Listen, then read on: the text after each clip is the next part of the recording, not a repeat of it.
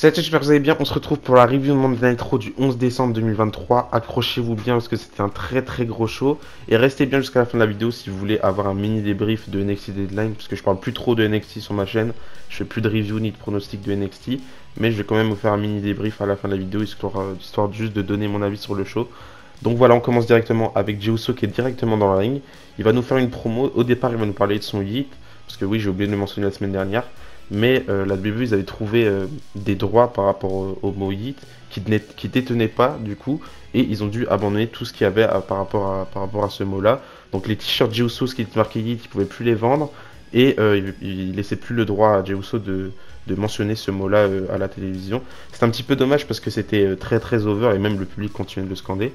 Mais visiblement les choses se sont accélérées assez vite et ils ont récupéré les droits de ce mot-là, j'imagine, puisque maintenant il peut l'utiliser et il le fait très bien comprendre sur tous ses réseaux sociaux, et tant mieux d'ailleurs parce que c'est très très over, et j'ai l'impression que ça fait un petit peu partie de Jey Uso actuellement. C'était une belle chose de voir ce truc se créer là avec Cody Rhodes il y a quelques mois maintenant. Donc tant mieux qu'il retrouve ce mot-là, et ça le rend encore plus over, donc c'est incroyable. Il va nous parler de CM Punk, il nous dit qu'il est très hype à l'idée d'avoir CM Punk dans la même arène que lui ce soir, et on verra ce soir s'il signera du côté de Raw ou s'il va tout simplement pas signer du côté de Raw. Par contre, la semaine dernière, il a perdu son ami Sami Zayn qui s'est blessé, et malheureusement, il va devoir s'absenter un petit temps, donc il lui souhaite un bon rétablissement. Mais tout ça, c'est de la faute de Drew McIntyre. Donc à ce moment-là, Drew McIntyre fait son entrée. Il va commencer par parler de CM Punk en disant à Adam Pearce que si Adam Pearce a l'occasion de laisser CM Punk aller du côté de SmackDown, fais-le parce que personne ne veut voir CM Punk en backstage du côté de Raw. Et je trouve ça étonnant de voir Drew McIntyre s'exprimer comme ça par rapport à CM Punk, même si ça m'a l'air très très sincère ce qu'il dit. C'est quand même incroyable de voir la WWE le laisser s'exprimer comme ça par rapport à CM Punk. Et tant mieux, en vrai, ça peut permettre d'avoir des histoires par rapport à CM Punk et Drew McIntyre par la suite. Bah tant mieux, au moins on aura de belles rivalités qui vont se créer. Mais ça m'a l'air quand même étonnant d'avoir un Drew McIntyre heel qui s'exprime comme ça par rapport à CM Punk. Mais bon, on a pas mal de petites graines qui commencent à se planter par rapport à CM Punk, et tant mieux. Ensuite, il va parler de Sami Zayn. Il dit qu'il a eu ses raisons d'attaquer Sami Zayn la semaine dernière, et il s'en excuse d'avoir été si loin. Enfin, il s'excuse que ça soit terminé comme ça. Et du coup, bah, il va prouver à Jey Uso que lui, il sait s'excuser, contrairement à Jey Uso qui s'est toujours pas excusé pour toutes les choses qu'il a fait à Drew McIntyre. Mais bon, Jey Uso, il va toujours pas s'excuser. Il va demander au public de crier hit s'ils veulent voir Jey Uso foutre une raclée à Drew McIntyre. Donc le public, évidemment, ils vont crier hit. Et le match va commencer. C'était un match qui était déjà annoncé. Drew McIntyre contre Jey Uso, c'est déjà le troisième match entre les deux qu'on a eu ces derniers mois, depuis le mois d'octobre, je dirais. C'était peut-être pour moi le moins bon match des trois matchs, même si ça restait quand même un très très bon match. Je crois que le match il a duré une dizaine de minutes. Il a duré 13 minutes exactement. Mais quand même, ça reste un bon petit match. Le début du match n'est pas incroyable, mais la fin du match, ça s'accélère plutôt bien. Et on a une fin qui était plutôt réussie, je trouve, avec Drew McIntyre qui enlève la protection du coin de ring. Il va pas trop l'utiliser, j'imagine. Mais à la fin, il va remporter le match en mettant ses doigts dans les yeux de Jey Uso pendant que l'arbitre est en train de vérifier que le cache du ring, la protection du ring se remette correctement. Et il va remporter le match comme ça avec un clé mort. Donc victoire de Drew McIntyre qui remporte ce match de manière heel. Donc finalement, on sait qu'il a quelque chose par rapport à Jey Uso. On sait qu'il veut s'occuper de Jey Uso. Mais il cherche quand même à remporter ce match de manière fourbe. Et il remporte le match de manière fourbe. Même s'il nous dit qu'il fait toutes ces choses-là parce qu'il a raison et parce qu'il a ses raisons d'attaquer Jey Uso, etc. Bah là, il remporte le match de manière fourbe. Donc finalement, ça va pas trop avec ses raisons. Donc petit à petit, on a vraiment un vrai heel Drew McIntyre. Et pour moi, il n'y a pas de doute, on a un heel Drew McIntyre. Même si de temps en temps, il y a vraiment des parts de raison dans son comportement. Et c'est ce qui rend le personnage complexe et intéressant. Ensuite, on a enchaîné directement avec un autre match. Maxime Dupri qui a affronté Rhea Ripley. Le titre n'était pas en jeu. C'est peut-être le moins bon match de la soirée. Il n'a pas duré très très longtemps, et tant mieux d'ailleurs. Il a duré 2 minutes. Victoire de Rhea Ripley qui remporte le match. Et dans ce match-là, on a pu voir que Maxime Dupri n'était pas du tout prête pour affronter des personnes comme Rhea Ripley qui sont vraiment bien. Qui ont su prouver qu'ils savaient faire les choses. Là, Maxime Dupri, malheureusement, c'était pas incroyable. Elle savait pas trop prendre les trucs. À un moment donné, il y a Rhea Ripley qui veut faire une powerbomb. Et j'imagine qu'à ce moment-là, Maxime Dupri, elle devait contrer la powerbomb en Huracan Rana ou je sais pas trop quoi. Elle a pas réussi à le faire. Ils ont dû se prendre 2 fois pour le réussir. C'était pas top du tout. Donc, j'espère que Maxime Dupri va pouvoir s'améliorer par la suite. Mais ce match-là était vraiment pas incroyable. Victoire de Rhea Ripley qui remporte le match. Après le match, on a Ivy Nile qui vient pour faire un face-à-face avec Rhea Ripley. Donc j'imagine que ça sera le futur programme pour Rhea Ripley. Je sais pas non plus si Ivy Nile elle est prête pour affronter Rhea Ripley. J'ai pas trop suivi ce qu'elle a fait du côté de NXT. c'est pas vraiment ce qui m'intéressait le plus. Mais à voir, peut-être que le programme pourrait être intéressant et ça a l'air d'être une femme forte Ivy Nile, donc pourquoi pas. À voir par la suite, mais pour l'instant rien d'officiel, mais j'imagine que ce sera le futur programme pour Rhea Ripley, la future défense de Rhea Ripley. Ensuite, on a Adam Pearce qui est dans le ring, il attend CM Punk pour la grande décision, où est-ce que CM Punk va signer. CM Punk fait son entrée, il va d'abord s'adresser au public en disant que ce soir il est à Cleveland, et il s'est passé pas mal de choses dans cette arène par rapport à CM Punk. Déjà, premièrement, il a fait ses débuts dans cette arène-là. Il s'est passé quelque chose avec Randy Orton dans cette arène-là. Je sais pas si vous vous rappelez, mais à un moment donné, on avait CM Punk qui était champion du monde. Et il s'est fait attaquer par Randy Orton, donc il a dû abandonner son titre. Enfin, le titre lui a été retiré. Donc voilà, il s'est passé déjà ça. Et surtout, il y a 10 ans, bah, il est parti de cette arène en plein Monday Night Raw. Il est arrivé dans le bureau de Vince McMahon pour lui dire qu'il quittait le show. Et il l'a fait du coup, et ça a mis beaucoup de fans en colère. D'ailleurs, il nous précise qu'il y a quelqu'un qui s'appelle Indy en backstage qui lui a dit qu'elle était en colère par rapport à ça à l'époque. J'imagine qu'il nous parlait de Indy Hartwell. Parce que oui, c'était un petit peu décevant pour beaucoup de fans de voir CM Punk annoncer sur le show. Et puis au final, il n'était pas là. Un petit peu comme Sasha Banks et Naomi ont fait l'année dernière, enfin en 2022. C'est un petit peu la même histoire.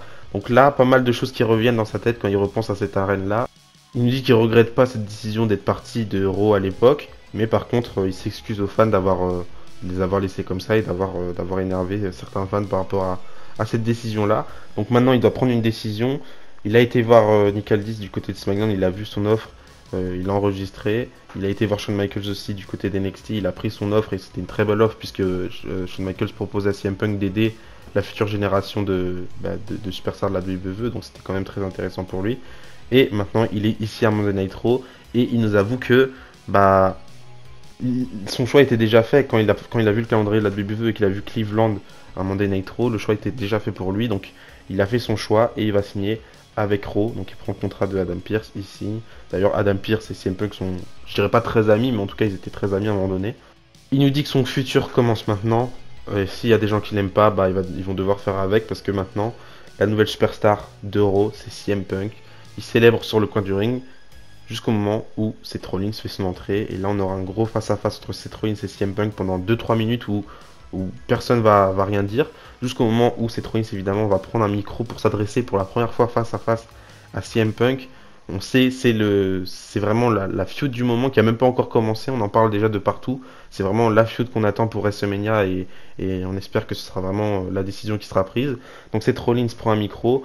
Il commence par souhaiter la bienvenue à Monday Night Rollins à CM Punk du coup parce que c'est son show. Il souhaite du coup la bienvenue à CM Punk, mais par contre il prévient directement CM Punk en lui disant qu'il veut plus entendre CM Punk dire que c'est sa maison ici parce que c'est pas du tout la maison de CM Punk, c'est la maison de Seth Rollins. Et encore une fois il va se répéter en disant que pendant les 10 ans où il est parti, CM Punk, bah il a pas arrêté de cracher sur la WWE, il a pas arrêté de cracher sur les superstars de la WWE, il a vraiment voulu détruire ce que Seth Rollins essayait de construire avec Roman Reigns, etc. pendant que CM Punk était pas là. Et c'est vraiment pour cette raison-là que Seth Rollins a de la haine pour CM Punk et que beaucoup de monde a de la haine pour CM Punk et c'est très compréhensible. Après, à la fois, c'est quand même difficile de trouver un camp. On aime beaucoup CM Punk, à la fois, on aime beaucoup le combat de Seth Rollins qui a vraiment. C'est vraiment sincère ce qu'il pense. Ça, il nous dit que la WWE c'est sa famille, que les personnes en backstage c'est ses frères et sœurs, que les fans qui regardent le show, les fans qui sont présents dans l'arène ce soir c'est sa famille. Et bah, ça a l'air très sincère ce que dit Seth Rollins. Donc il prévient encore une fois CM Punk en disant c'est très bien si tu veux être de retour à la WWE et c'est très bien que si tu es de retour à la WWE, je veux que tu sois à Monday Night Raw parce que on le sait très bien et tu sais très bien, c'est ta dernière chance. Donc soit tu vas t'auto-détruire comme tu le fais d'habitude, ou soit t'as peut-être changé, et si t'as vraiment changé, j'espère que à un moment donné tu auras la chance de m'affronter pour le titre poids lourd dans un match en 1 contre 1, et à ce moment-là tu pourras voir qui est vraiment le meilleur au monde. À ce moment-là, CM Punk va prendre un micro en demandant à Seth Rollins s'il a terminé, et puis il va nous dire qu'il va rendre ça officiel, et ça tombe bien puisque Adam Pearce est là ce soir. Il rentre dans le Royal Rumble, et peut-être que si CM Punk remporte le Royal Rumble, il ira pour Seth Rollins, et là CM Punk part du ring. C'est comme ça que se termine le segment. Je trouve que c'était vraiment un premier bon face-à-face entre Seth Rollins et CM Punk. On en aura des tas cette année, j'imagine. Je pense que CM Punk va réellement remporter le Royal Rumble. Et vu qu'il s'est déclaré au Royal Rumble, je pense que ça reste une très grosse possibilité. Déjà, on a deux premières personnes qui sont annoncées pour le Royal Rumble. J'espère qu'on n'en aura pas plus. On peut en avoir une dizaine sans plus, mais n'annoncez pas tout le monde pour le Royal Rumble, ça sert à rien. Là, on a vraiment 2 gros noms qui sont annoncés pour le Royal Rumble et c'est pas trop de surprise parce qu'on savait qu'ils allaient participer au Royal Rumble. Donc tant mieux, ça me dérange pas qu'ils s'annoncent pour le Rumble. Mais n'annoncez pas tout le monde. Mais par contre, comme je l'ai dit, on aura des tas face à face entre Seth Rollins et CM Punk durant l'année 2024, juste avant leur match à WrestleMania. J'imagine qu'ils s'affronteront à WrestleMania et j'espère, en tout cas. Mais c'était vraiment un premier bon face-à-face entre les deux et hâte de voir la suite entre CM Punk et Seth Rollins. Hâte de voir aussi ce sera quoi le premier match de CM Punk à la WWE. J'imagine que ce sera le Royal Rumble, même si on pourrait avoir un match juste avant. Ensuite, Bronson Reed a affronté Ivar, c'était un rematch, c'était vraiment un très très bon match. Il n'a pas duré très très longtemps, mais c'était quand même un bon match. Il a duré 7 minutes, donc ça va en vrai, quasi 8 minutes. Bon petit match entre Bronson Reed et Ivar, victoire de Bronson Reed cette fois-ci. Le match ne se termine pas sur un double décompte à l'extérieur, victoire de Bronson Reed qui remporte le match après une superplex. Donc très belle victoire pour lui, et j'espère qu'on aura plus d'affrontements comme ça, parce qu'il le mérite. C'était vraiment un bon petit match comme celui il y a 1 ou 2 semaines, je sais plus c'était quand. Mais c'était quand même un bon petit match et tant mieux d'avoir des superstars comme Bronson Reed et Ivar sur le devant de la scène comme ça, même si ça reste de la mid-card, c'est très très bien pour eux. Et c'est grâce à ce genre de match là qu'ils vont pouvoir grimper les échelons et gravir les échelons et peut-être monter dans la carte, j'espère pour eux en tout cas. Ensuite en backstage on a CM Punk qui va croiser le Judgment Day. On aura Damien Priest qui va mettre en garde CM Punk en disant que ok peut-être que tu t'es annoncé pour le Royal Rumble, tu vas peut-être devenir champion du monde à un moment donné, mais n'oublie pas que j'ai la mallette et je suis là pour t'attendre. Donc intéressant de voir que Damien Priest a toujours des plans par rapport à cette mallette là. Parce que pour l'instant c'est vraiment pas ce qui est au premier plan et tant mieux d'ailleurs, j'aime bien avoir cette petite surprise par rapport à la mallette. Il y a pas mal de gens qui disent qu'il pourrait fail son cash-in, moi je pense pas personnellement. Mais bon on verra bien. Entre temps du coup on a une promo de Judgment Day qui arrive dans le ring. On a quasi l'entièreté du Judgment Day qui est présent dans le ring, sauf Rhea Ripley qui était pas là. À un moment donné, on aura R-Truth qui va débarquer. C'est un petit peu le running gag actuellement avec R-Truth qui fait genre il est dans le Judgment Day alors que pas du tout. Mais malheureusement, il va se faire attaquer par tout le monde de Judgment Day. C'était assez triste finalement de voir R-Truth se faire attaquer comme ça. Mais heureusement, on aura les Creed Brothers qui vont venir à la rescousse d'R-Truth, difficile à dire, et qui vont attaquer du coup le Judgment Day. C'est assez cohérent puisque la semaine prochaine, ça a été annoncé, on aura le match de championnat entre les Creed Brothers et Judgment Day. Et je pense que ce serait une très bonne chose de voir les Creed Brothers devenir champions par équipe, histoire de relancer un petit peu cette division par équipe qui est très bien actuellement, mais avec le Judgment Day, ça freine un petit peu les choses. Donc si les Creed Brothers deviennent champions par équipe, ce serait une très belle chose, je trouve, d'après moi. Ensuite, en backstage de retour, on retrouve CM Punk qui va croiser Adam Pearce et Drew McIntyre. On a Drew McIntyre qui va s'adresser à CM Punk en lui disant qu'il s'en fout de l'histoire de CM Punk et de Cody Rhodes. Il va terminer sa propre histoire. À ce moment-là, Drew McIntyre va partir. On aura CM Punk qui va demander à Adam Pearce qu'est-ce qu'il a fait. Et Adam Pearce va répondre à CM Punk que bah t'as rien fait du tout. Mais par contre, Drew McIntyre vient d'apprendre qu'il aura un match de championnat face à Seth Rollins pour le premier show de l'année. Et j'en parlais sur Twitter il n'y a pas très longtemps où je disais que depuis 2-3 ans maintenant, on n'a plus de pay-per-view entre Survivor Series et Royal Rumble. Et je disais que ce serait bien d'avoir un gros Raw bien chargé, histoire de patienter juste avant le Royal Rumble. Et là, c'est fait. Le premier show de l'année, on aura Raw Day One, donc une édition spéciale de Raw. Et là, j'imagine qu'on aura plein de gros matchs avec notamment Seth Rollins contre Drew McIntyre. Et je trouve que c'est une bonne chose pour la WWE tout simplement, parce que ça va rapporter un petit peu plus de yeux sur le show et tant mieux. Donc juste après, on a CM Punk qui continue sa route en backstage et il va croiser Kofi Kingston, Chad Gable et Ricochet. Kofi Kingston qui est le grand ami de CM Punk, ils ont été champions par équipe ensemble, donc ils se retrouvent, ça fait plaisir de les voir ensemble. Et il va aussi saluer Chad Gable et Ricochet. Et Adam Pearce il dit ah ça tombe bien que vous trois vous soyez là, donc Ricochet, Chad Gable et Kofi Kingston, parce qu'il a envie de leur parler par rapport au titre intercontinental. Donc peut-être qu'on aura un match prochainement entre Kofi Kingston, Ricochet et Chad Gable. Et tant mieux d'ailleurs qu'on prévoit déjà les prochains challengers pour le titre de Gunther. Juste après, on a un match par équipe entre Katana Chance et Kayden Carter qui a affronté Candice LeRae et Eddie Hartwell. Ça fait plaisir de les voir, les deux équipes d'ailleurs, en action. Par contre, le match n'a pas duré très longtemps. Il a duré 2 minutes, plus ou moins le même temps que le premier match féminin de la soirée. Et victoire de Katana Chance et Kayden Carter qui remporte le match. D'ailleurs, je crois que la semaine prochaine, eux aussi, ils vont affronter les championnes par équipe pour essayer de devenir championnes par équipe. Tant mieux, je trouve que c'est un match assez intéressant et si elles deviennent championnes par équipe, bah tant mieux pour elles. En tout cas, le match n'était pas très très long et ça c'est un petit peu dommage, mais ça fait toujours plaisir de les voir en action. Et en espérant que pendant les semaines à venir, elles vont réussir à gratter un petit peu plus de temps d'antenne, parce que là ça reste quand même très très faible d'avoir 2 minutes de match par-ci, 2 minutes de match par-là. C'est un petit peu dommage. Mais en tout cas, on continue la suite de victoires pour Katana Chance et Kayden Carter, qui le mérite parce que c'est juste une équipe excellente et j'espère qu'elles vont faire quelque chose de très très bien par la suite. Entre temps, on a eu un face-à-face entre Becky Lynch et Nia Jax. La semaine dernière, j'avais dit que ça m'intéressait pas du tout cette histoire-là et je savais pas pourquoi ils avaient recréé un truc entre Nia Jax et Becky Lynch. Finalement, je retire un petit peu ce que j'ai dit. Je trouve qu'il y a vraiment un truc intéressant à faire.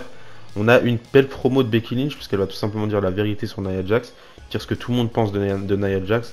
Déjà, elle va reparler de cette histoire-là où Nia Jax avait blessé Becky Lynch, et puis elle va continuer en disant que il n'y a pas une personne qui a affronté Nia Jax sans être blessée par la suite par elle.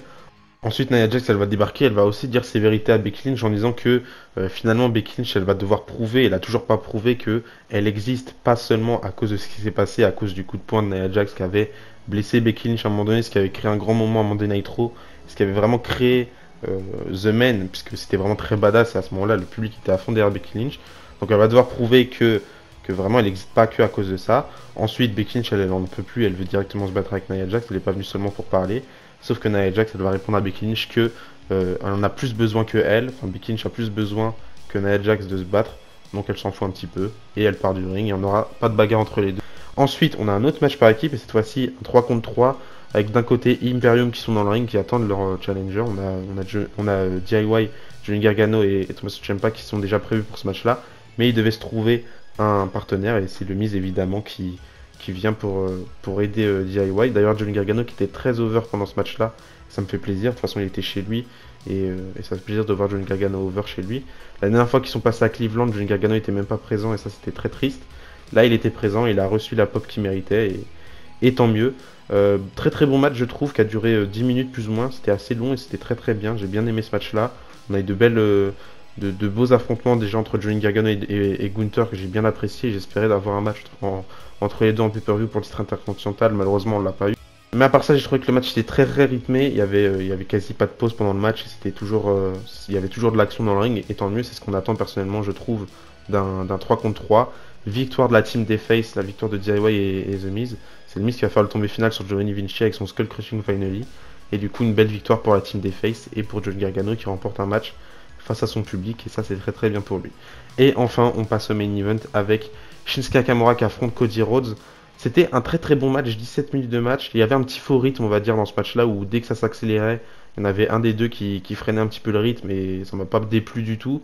Je trouve que le match était vraiment très intéressant parce qu'on avait vraiment un gros focus sur le match. D'un côté, on avait Shinsuke qui se focus sur le bras de Cody Rhodes, et de l'autre côté, Cody qui, lui, avait un vrai focus sur la jambe de Nakamura pour qu'il l'empêche de lui mettre un Kinshasa ou juste d'utiliser son arme la plus forte à Shinsuke, parce que c'est vraiment ce qui fait tout pour Shinsuke, c'est ses jambes. Donc je trouve que le match était très très intéressant de ce côté-là. Et à un moment donné, à la fin du match, quand Cody Rhodes s'apprête à remporter le match, il va mettre au départ, il va mettre son disaster kick, il va tenter de tomber mais ça va pas passer. Nakamura il va kick out à 2. Cody Rhodes à ce moment-là, il va enchaîner avec le finish de son père, il va enchaîner aussi avec le Cody Cutter, et à un moment donné, il va vouloir partir pour faire son crossroads et terminer le match. On a Nakamura qui va se retourner, qui va mettre son mist sur Cody Rhodes. Donc là, le match se termine, victoire de Cody Rhodes par disqualification évidemment. Et tant mieux, parce que je voulais pas que ça se termine sur un truc clean et qu'on passe directement à autre chose. Donc là, l'histoire continue entre Shinsuke Nakamura et Cody Rhodes, et tant mieux. Par contre, quelque chose que j'ai pas compris du tout, c'est pourquoi on a les Creed Brothers qui viennent sauver Cody Rhodes à la fin. J'ai pas compris du tout qu'est-ce qu'ils venaient faire là, tout simplement. C'était vraiment les sauveurs de la soirée, les Creed Brothers, j'ai pas compris. Ils viennent sauver R-Truth de Judgment Day, et ça c'est assez cohérent parce que il y a une histoire entre Judgment Day et les Creed Brothers. Mais par contre, pourquoi ils sont venus aider Cody Rhodes alors qu'il n'y a tout simplement rien à voir avec ça? Il y aurait pu avoir quelqu'un d'autre qui sauve Cody Rhodes, mais là, on avait les Creed Brothers, donc là, j'ai pas trop compris. J'espère qu'on aura plus de détails dans les semaines à suivre. Mais en tout cas, affaire à suivre. J'imagine que plus tard, on aura un 3 contre 3 avec Nakamura qui sera allié avec Judgment Day contre Cody Rhodes qui sera allié avec Creed Brothers. Je suis vraiment pas fan de ce genre de trucs parce que tu mêles deux histoires qui ont rien à voir et ça me dérange un petit peu. Mais à voir. Mais par contre, le faux finish, la disqualification m'a pas dérangé du tout. Ça va permettre à l'histoire de continuer, donc tant mieux. Et c'est comme ça que se termine cet épisode de Raw. Donnez-moi votre avis par rapport à ce show. Moi, je trouve vraiment qu'il était vraiment très très bien. C'était un très gros show. Du coup, on va parler vite fait de NXT de l'année qui s'est passé ce week-end. On a eu un très gros pay-per-view, limite le plus gros pay-per-view NXT de l'année, qui était vraiment très très bien. Ce fameux Iron Survivor match, qui est un concept incroyable, je trouve. Un nouveau match qui est créé depuis peu, qui est vraiment excellent. Avec ce système de points, je trouve que c'est vraiment très très bien. Et ce système de cabine, une fois que tu prends un tombé, tu dois rester dans la cabine pendant un certain temps. Franchement, c'était un super bon show. Que ce soit les Iron Survivor match qui étaient vraiment qualitatifs, que ce soit le féminin ou le masculin, c'était vraiment très très bien. Avec le fameux clutch de Trick Williams qui était excellent. La conservation de titre de Ilya Dragunov qui reste champion, et c'était vraiment un très très bon match face à Baron Corbin. Le match de Dragon Lee qui devient champion nord-américain, et ça c'est vraiment une très belle réussite pour lui, qui devient champion pour la première fois à la WWE, et c'est vraiment mérité. C'est rare d'avoir des des catcheurs masqués qui deviennent champions solo. Je crois qu'on n'avait plus eu ça depuis Kalisto, mis à part Rey Mysterio évidemment, mais Rey Mysterio il a fait toutes ses preuves et on sait qu'il était capable de devenir champion à tout moment. On n'avait plus eu ça depuis Kalisto qui était devenu champion des États-Unis et il passe juste après Alberto Del Rio, donc c'était vraiment pas fameux du tout. Et après il y a eu que des chutes de merde, Braun Strowman, Ryback je crois, enfin bref, il y a eu que de la merde pour Kalisto, donc là c'est vraiment différent. Et puis Dragon Lee, bah il sait tout faire, hein. C'est un excellent catcheur, hein. Je dis pas que Kalisto c'était pas un excellent catcheur, mais Dragon Lee, il a vraiment cette carrure, il a vraiment cette force, il a vraiment tout, et je pense que il peut très fortement réussir à la WWE, donc c'était vraiment un très très gros moment, et j'ai beaucoup aimé voir Dragon Lee devenir champion sous les yeux de Rey Mysterio qui était blessé malheureusement. C'était un bon moment pour lui. Et globalement, le show était vraiment très très réussi, encore une fois avec le clutch de Trick Williams. Après, on a le face à face Trick Williams Dragunov à la fin du show. C'est le genre de face à face que j'aime beaucoup. Après, quelqu'un conserve son titre, c'est bien de directement partir sur la prochaine histoire avec sa petite aussi entrée de Carmelo Hayes qui arrive derrière Trick Williams. Pour l'instant, c'est pas qui a attaqué Trick Williams puisque Lexis King a avoué que c'était pas lui et qu'il avait juste fait ça pour avoir son petit moment en pay-per-view. Donc vraiment tout est réussi et Shawn Michaels il réussit très très bien ses pay-per-view et ses shows. Du coup voilà, n'oubliez pas aussi que je crois que c'est la semaine prochaine ou dans 2 semaines, je sais plus. En tout cas, il y aura un show juste avant la fin de l'année qui sera pas diffusé. Il y aura pas de Monday Nitro pendant une semaine. Et à la place, on aura un show best-of, donc je ferai pas de review évidemment à ce moment-là. Mais j'en profiterai pour faire 2 ou 3 vidéos débrief de l'année 2023, comme je l'ai fait l'année dernière. Donc voilà. On se retrouve samedi pour la review de SmackDown. Et d'ici là, je dis à la prochaine. N'oubliez pas, tant que catch sport. Bisous bisous.